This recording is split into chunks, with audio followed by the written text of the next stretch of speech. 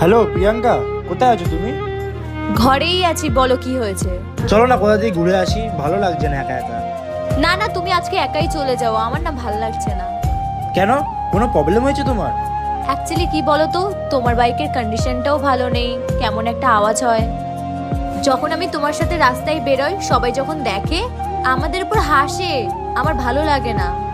তুমি বরঞ্চ একাই বেরোও। ঠিক আছে, কোনো ব্যাপার না।